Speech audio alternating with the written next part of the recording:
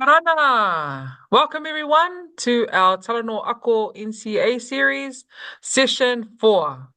I hope you enjoyed your weekend and had a wonderful weekend with your ainga. Hello, everybody. Hope you enjoyed your weekend, Sam. But I think I'm just because I'm so excited. It's a great topic we're discussing today for session 4 about Wellbeing Hauora and also I guess a little bit about attendance. But just to recap, last session we spoke about government priorities. Is that right, Sam? Yeah, so we looked at government priorities in terms of the curriculum changes, NCA being under review, and obviously the main thing that sort of came out of that is that the reason why the government is reviewing and did the refresh of the curriculum is that we want to give our kids the best possible education, and for that qualification that they get to be recognized globally as well. So that's probably what it sort of came down to. Mm. um, which is why the government prioritized that. And also, obviously, we talked about attendance as well being one of the main priorities, which is what we do quite well at our school too. But yeah, those are the main things in terms of the curriculum changes and the reasons why, just to give our parents a bit of context there. So thanks, Sam. And this session we're going to be talking about your child's well-being, establishing routines and expectations, uh, helping them or helping parents, prioritizing their child's learning, and of course coming to school regularly throughout the year. So we're going to get straight into it.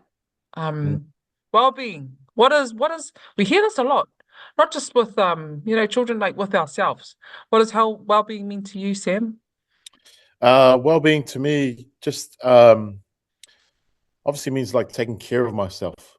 Um, in education, we talk about te whare tapawhā. Yeah. So that's like I guess the different pole or the bowl that helps us to be at our best, whether that's spiritually, whether that's emotionally, whether that's in terms of our mental health as well.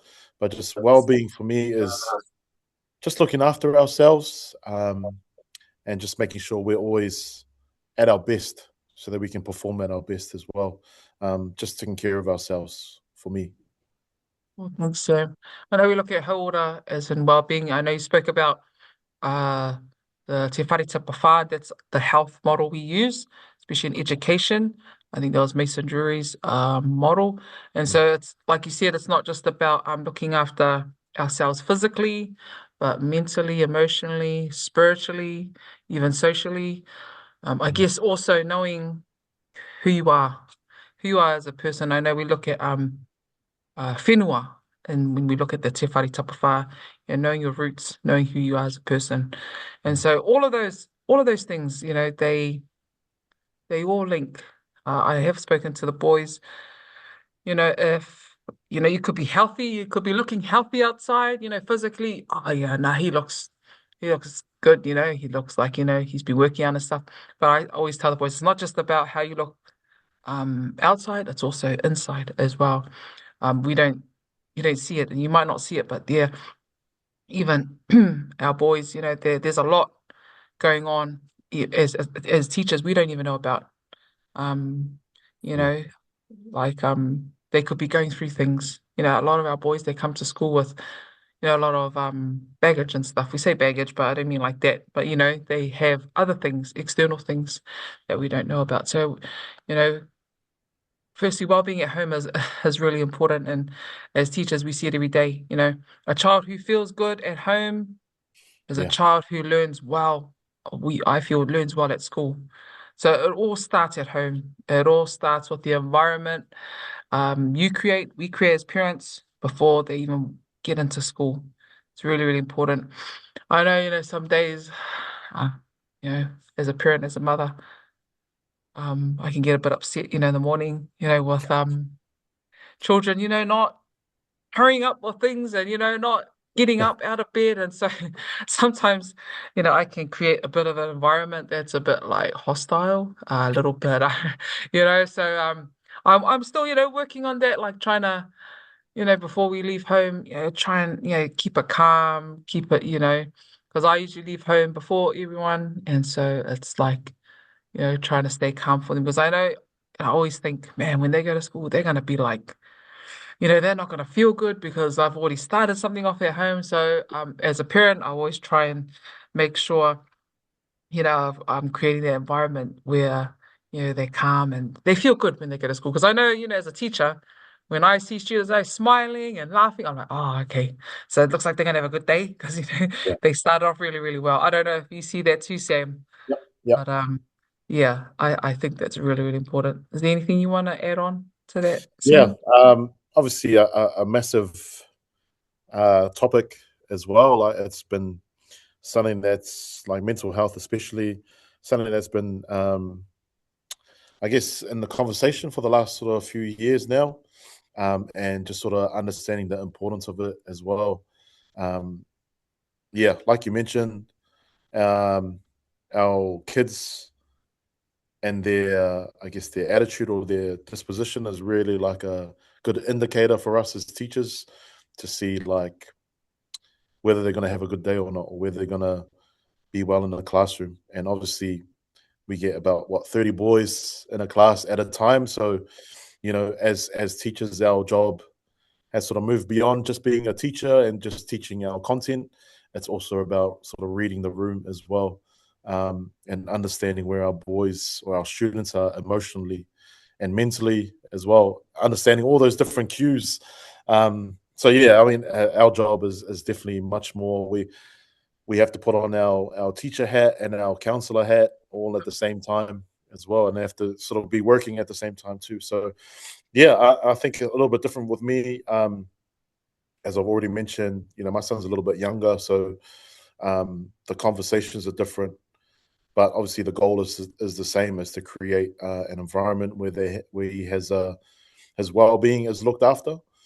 Um, and yeah, and I think especially for our boys, like yeah, I'm just thinking, obviously, just thinking there of some of our few of our boys as well. I know last episode we talked about attendance too as well, and just like the importance of feeling welcomed and feeling like you belong somewhere that definitely lifts your hauora, a person's hauora, and so they're more likely to come to school and more likely to get involved in the school if they feel like they belong. So yeah, I think that's really important for our kids and also our parents to understand as well. But yeah, like you mentioned, I think it's really important that that tone is set from at home. Um, when you were just talking there about your kids, I was thinking about my son as well. I think about the importance of like what I say to him as a father. Um, I read somewhere that what we say to our kids when they're young becomes their inner voice as they grow up. So really important that I want to create a calm environment before he goes to school because I want him to have a good day. If there's chaos at home, it's more likely he's going to go and sort of carry on that chaos at school because that's just how his day started. Same with the bedtime routine as well, like just sort of making sure it's calm. So I want him to have a good sleep and not have nightmares and stuff as well. So yeah, I guess that's that stuff at home that can be for our parents to think about too. Like I was just thinking about the importance of having a good sleep at home as well. Like with technology around, with the phones, the iPads, the screens, a lot of our what we see as teachers, a lot of our boys stay up late playing games, they're gaming or they're on their phones, scrolling, doom scrolling. And so I Maybe. think it's important for our parents, yeah, to understand the or create boundaries, especially around screen time and just being like, hey, look, we're going to turn the Wi-Fi off at I don't know 9 p.m. just so that everybody gets a good sleep. Because yeah, our boys and like all schools, our students will turn up the next day tired because they haven't had a good rest. They haven't had their 8 hours or 9 hours. They're trying to survive on like 4 hours of sleep, whatever that looks like. So yeah, I think it's just to add my part in there in terms of well-being, really important that our kids get enough sleep and enough rest. And yeah, just creating an environment where they feel like, okay, look, my Hauora is being taken care of. Um, it's a calm environment for me. It's not chaotic. So I can sort of go about my day knowing that, I can go back to a safe space when I get home too. So yeah, I just wanted to add that. think so. Yeah, such good advice. And I guess to support your child's well-being, like having these establishing these routines and expectations is Mm, really, really important. And like Sam said, having like, Wi-Fi off, turning the Wi-Fi off. I know as parents, we were able to do that, turn the Wi-Fi off, having a no phone rule, mm, like you said, at 9 o'clock. This all helps. And you won't think, I guess being young, it's like, oh, I don't need a lot of sleep. I just need, I guess I used to think like that when I was young, oh, yeah, I don't need a lot of sleep. But I guess when you get older, it's like everything catches up to you. yeah, And so, yeah, and we see that a lot at schools. Like I've seen boys in my class, they're falling asleep. And then, I've spoken to them and like, oh, I was up all night, I was up all, early hours.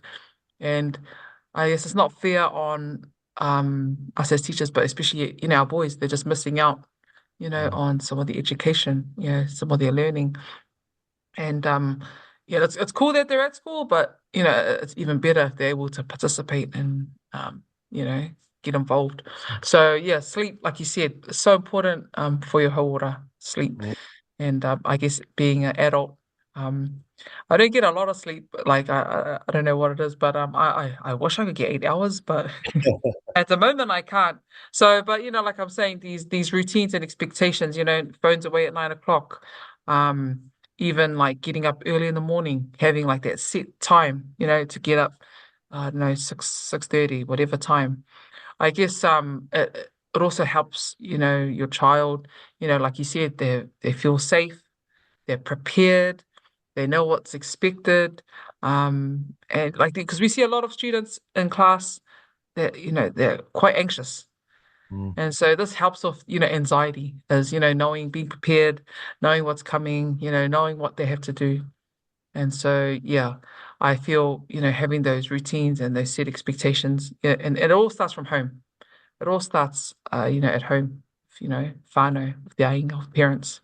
mm. Another thing is about, emotions. We also need to talk about emotions. And I guess I don't, it could be a Pacific culture thing, like, Yeah, growing up, didn't really talk about emotions. yeah, I don't know if maybe we weren't good at it or it wasn't really a discussion. Not always, wasn't really brought up to, talking about how you feel. I don't know about you, Sam, but maybe in your household you were able to share your yeah. emotions openly. I don't know. Was that Nah, you? yeah. Nah, definitely not. Like, mum. Oh, maybe with mum. But obviously, dad, old school Samoan. Like talking about emotions is like it's a completely different language for him, and that's just how he was raised as well. So, it's which is something that I'm sort of learning as a parent too, like unlearning, I guess, that whole stigma about Pacifica men don't talk about feelings and stuff. So, yeah, and I guess that's something that we're working on as a culture, as Pacifica men, to try and have more opportunities to talk about our emotions and how we're feeling, just because it's so important. And I try and like model that for my son as well. I'm also learning too, because it's not how I was raised. Um, the old stereotype of Pacifica men, where we're strong and silent, we're stoic, we don't talk about emotions or feelings because that's weak. So I think that's something that we need to unlearn as a society, especially for Pacifica men, um, because we've seen like the worst case scenario of what happens when we don't have a opportunity to talk about our emotions and our feelings. So yeah, it's something that I'm trying to model with my son. And I'm learning to. Firstly, you have to. Yeah, it's funny that I'm doing this for my son now, but it also applies to like our students at our school too, or like any young people as well. Like first, you have to um, obviously create a space for them to be able to talk about their emotions, and then firstly like validate the emotion, whether it is, or like get them to like label what the emotion is. They're feeling angry, they're feeling frustrated, they're feeling sad, and then the next step after that is then finding a solution for it, and then how you can move forward. Because I think a lot of the time as parents, especially as parents, we want to go straight to the fixing it part, the solving it part, giving them a solution, um, and we forget to validate the feeling first, the emotion first. Mm, And so what happens with the kids is that in their brains, they quickly learn that, okay, my parents don't want to like validate the emotion. They just want to fix it straight away, give me a solution. And so I yeah. guess I'm just learning that as a parent as well with my son, is firstly just sort of validating the emotion, labeling it what it is, and then from there we can sort of co-construct a solution together, rather than me coming in with the answer and trying to fix it straight away. Because I think that's my problem. Because in the heat of the moment, you just want to fix the issue, whatever it is. Mm, So you want to address the behavior rather than addressing the person. Because it's not obviously not the person, it's the behavior that you want to talk about. So yeah, really important with validating our kids' emotions. And I know it's a new thing for a lot of our parents, especially Pacifica parents, but just like sitting down and listening to them without judgment, um, and just sort of hearing what they have to say, um, getting them to talk about their emotions and like what they're going through. These are conversations that will like really change like the dynamic of your family as well. So, and I guess again, a plug for the Lalanga cards too. Like just what comes out of those conversations is really cool and really important, because you learn so much more about your kids when you get to validate their emotions first. So yeah, I just thought I'd add that in there. Yeah, Mm. thanks, Sam. That's awesome. Are you sure you're not a counselor too? Yeah, I Um, don't know. That's what I mean. Like we have to like we're pretty much all of the above as teachers now. Like that's just the reality of like our job now. We're not yeah. just teachers who just go in to the class, start the day at 8:30, teach our kids the Yeah. content that we know, and then go home. Like we're much more than that now. Even Mm. though our pay doesn't reflect that, but well, that's a conversation for That's another another day. that's another topic. But yeah, nah, Yeah, but thanks. we're Yeah, much more than just teachers yeah, now. Uh, definitely. we look at your kids like holistically. Yeah. We talk about their emotions and their feelings, because that's what they bring to the classroom. Mm. So we address all of that as well, and then if they're comfortable, then we can start teaching about English, Shakespeare, and stuff like that. Yeah, we obviously want them to be good people and well-rounded people first. So yeah, Definitely. Thanks for that, Sam. I know, yeah, like you said, our Pacific culture, we're good at working hard, you yeah, know, good at yeah, all that, but we're not so good at talking about how we feel. It was mm, always like, harden up, oh, I'm feeling sad, oh, harden up, but I did do that. I remember, with my kids, we used to have like a no, I forgot what we used to call it, like no repercussions. So like maybe once a month, it was a no questions asked. yeah, So this is the time where they would be honest with us, and their dad and I, like, we just had to sit there. We weren't allowed to say anything. We weren't allowed to say, and I do remember you know, some of the things they used to come and like tell us about, or tell us something that we did. It used to hurt me, like it used to, but I had to like just that time. There was, if they had told us another time, they probably would have gotten something. But just during those sessions, that no questions asked. yeah, We used to put in like no questions asked sessions, or maybe once a month, once every 2 months. So that's where me and their dad had to sit and listen. We weren't allowed to say anything. We had no judgments passed. We weren't allowed to question. And I think it was just a good learning time, just to see how vulnerable, to see how vulnerable our kids were, and like, we learned a lot from them. yeah, And yeah, I don't know if you do that in your home, but yeah, I just maybe just have that time, like, where, you know, that's when that was the time when my kids could be honest and say whatever, and we just had to sit there and listen. And I love how you said, Sam, like, I think that as a parent, like, we just want to go to the the Yeah. fixing of the problem. And I think that's still me today. So like what you said, like it's a good reminder for me. Mm. It's not always about trying to get straight to the answer. It's following those steps and it does take some time. So yeah, thanks for that, Sam. And I'm like, I guess asking your kids, like, instead of saying, "Oh, how was school? How was school? You have a Yeah. good day. What Yeah. did you learn?" Like, sometimes with my son, when I pick him up, I was like, "Oh, what made you smile today, son? What made you laugh to?" Just I try and ask other questions. What was the hardest part of your day today? Like, Mm. it's just like, those kind of questions. And also, I'm still learning to do this because sometimes work can take over and sometimes it can take over at home. And, I'm always, sometimes I always have that hat on, like that teaching hat. And sometimes it can be hard to try and separate it from home. But what I'm working on is, joining in with, my son or my children. So joining in like playing or just being present. And I think, as parents, we kind of sometimes we forget about that. We miss that. Even for our high school kids, Yeah. join in. Join in, Yeah. be present with them, watch a Mm. game with them. Like at the moment, I don't like watching TV, but like last yesterday I was like watching TV with my daughter. She was watching some police thing, and I really don't like watching TV. I think it wastes time, but I sat there and watched it with her. I didn't even go on my phone. Like I just sat there and watched it with her. Being present, and so yeah, she's asking me questions, I'm asking her questions, and yeah, just kind of being involved. Yeah. Even like, when like your kid asks you, "Oh, do you want to learn this TikTok dance?" I'm like, oh, nah, not really. But I guess that's if that's what they're into and that's what they want to do, get involved. You know, like that's how you build, those relationships with your child. That trust is, being together, playing together. Yeah. I don't know if there's anything you want to add on to that too, Yeah. Sam. No, I Your love son's that. still young. Yeah. Yeah. Man, I love that.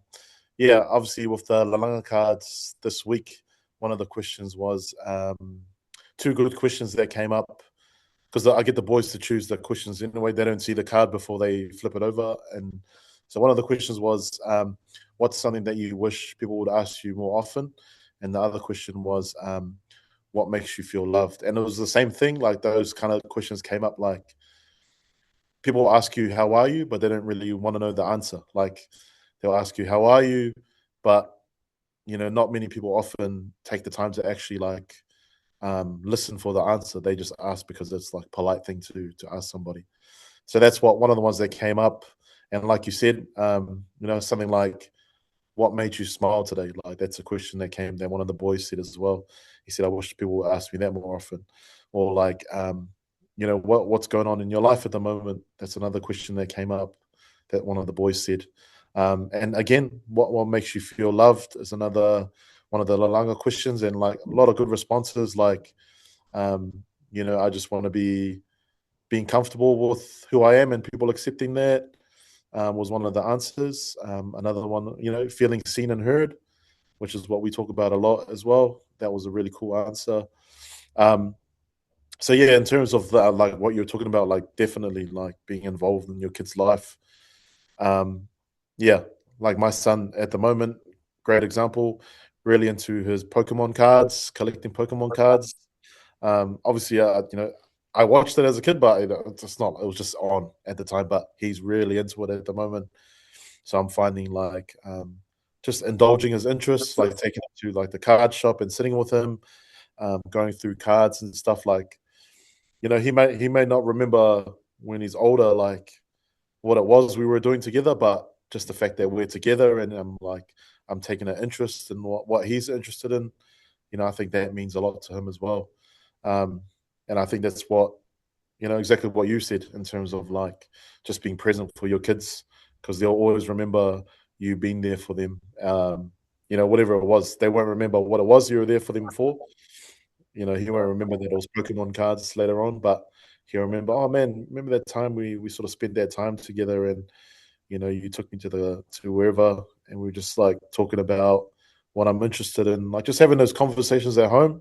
Mm, I think we have to make time for that as parents, because we can get into the trap of being so busy that we don't get the time to sit down because we go, oh man, I've got to go to work, I'm going to be late, or I've got to go to this meeting, I've got to go whatever for work, that we forget that our kids are sort of right there, just waiting for an opportunity to like talk about what's going on with them. And so I think definitely prioritizing that time with our kids is really important, and it'll make a massive difference in like their outlook on life, because then you give them the tools to be able to like communicate as well. So I'm here. yeah. Sam, I know you wanted to talk about just looking at time, but you wanted to talk a little bit about attendance or Yeah. So yeah, attendance, obviously we talked about it in the last episode as well, just in terms of the target that the ministry has given us, which is 90%. And yeah, exactly what we just talked about there in terms of being present for your kids. The more, I guess, safer they feel in any environment, the more likely they are to go back. So um, we want to make school, obviously, we do our best as teachers and staff to create a safe environment for our kids. And so they're more likely to come to school if they feel safe, if they feel seen, if they feel like they belong as well. So yeah, we try to create that environment for our kids. And obviously, it's it's really really important, especially our kids who are under 16, that they're at school every day, because it's mandatory that they're at school every day. So once they turn 16, um, and if school's not for them, then we're happy to have that conversation with their parents about getting them enrolled into a course, or whatever it is their parents want to do as well, whether that's leaving school to work. It's once they turn 16, that conversation. But yeah, again, it's a conversation though. It's a dialogue between the school and the family as well. It's not just hey, your kid is 16, they're not turning up to school, we're going to take them off the roll. It's a conversation to see what's best for the student. So, but yeah, so under 16 years of age, which is Ollie and myself's boys, the year nines and tens, that's who we look after. So, yeah, we're constantly having these conversations with our parents, and they understand the importance of them coming to school every day as well. So Sam, Um, sorry. We know it's not always easy, getting your child to school. Sometimes, there's transport issues, or maybe there's a uniform issue, or something always comes up, every week or every day could be perfect. But if you're struggling to get your child to school, just talk to your talk to yeah, your child, just talk to the school. Call the school, talk to the dean or whatever, liaison officer, attendance officer, because we want to help. There should be no barrier. So we want to, yeah, we want to help. Sorry, Sam. yeah. No, that's exactly it. And yeah, like I said, like the formula that I've given my year tens is pretty much it's really simple. Be at school every day on time, correct uniform, correct equipment, ready to learn. But yeah, obviously there is I guess the outliers who do struggle with exactly what we're talking about in terms of anxiety, um, or not feeling like they belong, maybe even instances of bullying, whatever. That's just the reality of schools. And but at our school, and I imagine every other school as well, there's a pastoral team ready to support their kids. So obviously at our school, we have our deans, we have our dean of student welfare, who's in charge of our pastoral team, and that includes the school nurse, counselor, psychologist, and also a social worker too. So we've got all these things in place for our students who might need that extra support with their well-being and their hauora. So that's there in place as well. And obviously we have access to external resources as well, like things like the Kari Centre, um, the Northern Health School, Te Kura as well, that I mentioned in the previous episode. So these are all things that we have in place. So, there's no kid who sort of falls between the cracks. Like we've got a plan in place for everybody, all of our students, just to make sure that they're at school and they're getting their education. So um, we want to, as a pastoral team, as deans, as also a pastoral team, we want to remove any barriers that prevent our kids from getting a good education. So, yeah. But I think that sort of wraps it up for us for this episode. If there's anything else you wanted to add, Ollie? Um, bye. Yeah, no, I think, yeah. So just again, just sort of wrapping it up, just the importance of the well-being, our kids' well-being, before they get to the classroom. We can take care of everything at school for them, in the classroom as well, but just the things before they get to the classroom and then when they leave school as well. Um, just creating a calm environment at home, sitting down with them, being present, listening to what they have to say, validating their who they are and their emotions as well. I guess is really important.